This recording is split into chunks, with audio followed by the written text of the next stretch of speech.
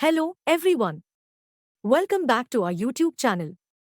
Today, we'll be discussing a topic that can be a significant support for many couples in vitro fertilization or IVF journey. IVF is more than just a concept, it's for those couples who have been unable to conceive naturally for a year or more. Before recommending IVF, certain criteria are followed to determine the cause of infertility. When a couple is deemed suitable for IVF, hormonal tests and ultrasounds are performed to determine the expected number of eggs that can be retrieved in the current cycle, taking into account the woman's age.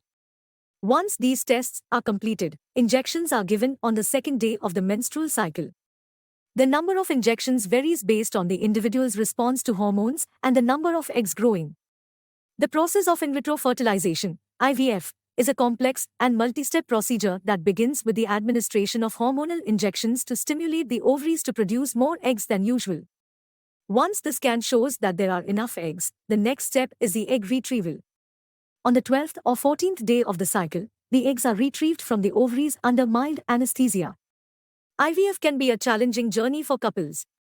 It involves a waiting period of about 15 days, during which various medications and injections are given to support the potential pregnancy.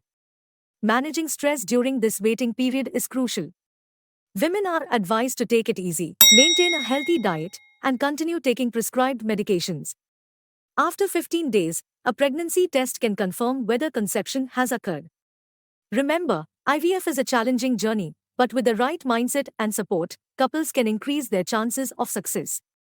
If you found this video helpful, don't forget to like, subscribe, and share. Thanks, and we'll see you soon in the next video.